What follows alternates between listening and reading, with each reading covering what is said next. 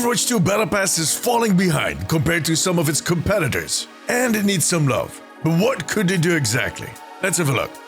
This has slowly become a recurring topic for my channel, but the Overwatch Battle Pass does need some love. I know that some of you are about to jump into my comments and tell me that the best change they could do to the Overwatch Battle Pass is simply removing it. And I get it, Battle Passes have been a difficult subject. The reality is, however, that Blizzard, just like any other company, needs to make money, and preferably a little more than they actually need, to grow their team, to start new projects, and yeah, to pay the shareholders. But the last one is not on the minds of those people that are working on our game on a daily basis. Their job is to make fun stuff for us to play. And the Overwatch Battle Pass is many things, fun not being one of them.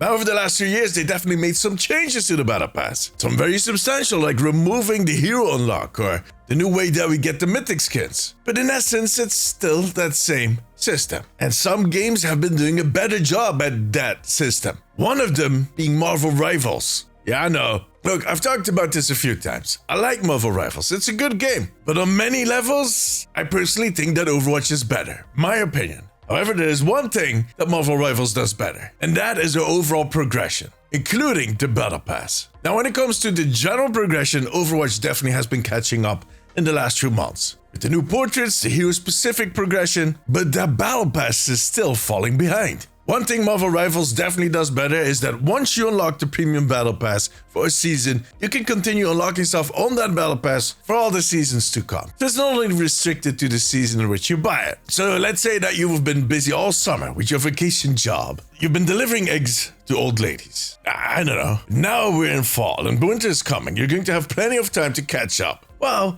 Marvel Rivals, you can go back to that Battle Pass you bought this summer and you can continue progressing it, unlocking all of the cosmetics, including the skins. In Overwatch you can. Once the Battle Pass is over, it's gone. Bye-bye. The thing is, of course, that Overwatch's Battle Pass is super easy to complete. I mean, we're in week 2 of the Battle Pass and I'm at tier 70.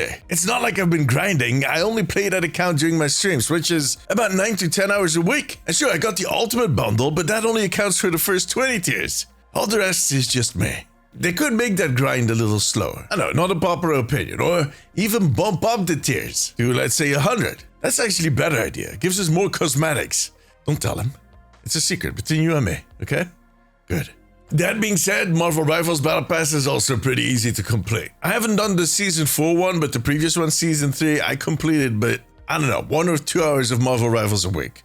Easy. What they do have, however, is a system that is not as linear as it is in Overwatch. We have to go from 1 to 80, just one after the other. Marvel Rivals has 10 pages of cosmetics. And within certain limits, you have the choice of which you unlock first within that page, which forces you to pay a little more attention to the Battle Pass. I'm going to be honest, in Overwatch, I barely check the status of my Battle Pass. It just all goes automatically. Then at some point, I just get the notification, complete. All right.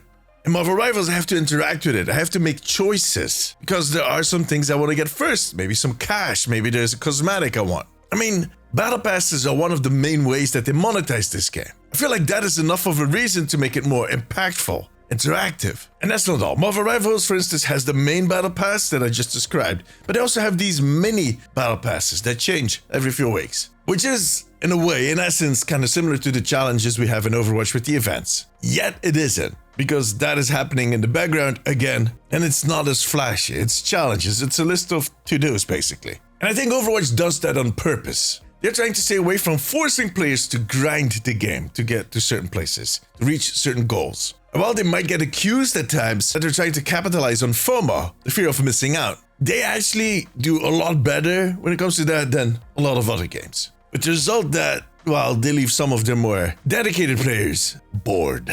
Now, look, Marvel Rivals also makes it into a sport to put up paywalls or premium unlocks on all of these mini Battle Passes, which definitely has not always been received well, as you could imagine. But I do think there's a healthy middle ground, where the progression feels abundant, but not overwhelming. And right now, Overwatch is a little too close to the underwhelming side. As I said, Marvel Rivals does love adding premium mini Battle Passes to their game, and most of them are paying. However, there is one that is free. At least it was when I played it last. And if you complete that one, you get a skin token. And that sounds really nasty, actually. I don't think it's called a skin token either.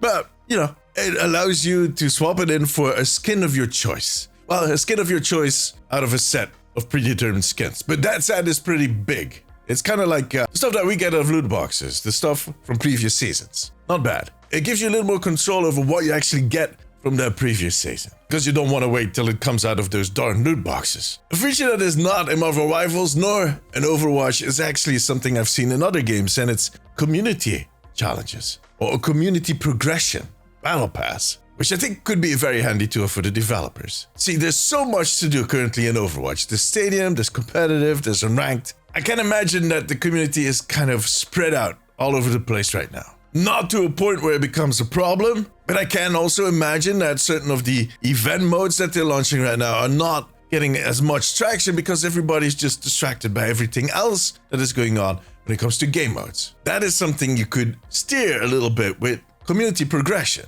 And for us as a community, it's fun to kind of work together to reach certain goals, and we all get to enjoy the fruits of that labor, including the people that didn't do anything. But, you know, it's not about what they did, it's about what you did, okay? No need to be that way. I mean, it's just an idea, Blizzard. If you want to talk some more, you got my number, I think. Yeah, no, I mean, community progression will come with its own set of challenges. No pun intended. But if it's done right, it can be something that we can celebrate. It creates these moments that we can be looking forward to and that are just a joyous occasion within our community. I think that is something that Overwatch also needs right now, and that is more community building. Yeah, that's something for a separate video. The last change I would like to offer, and that I've been talking about for the last 3 years, is that the prestige levels are just ass. Sorry.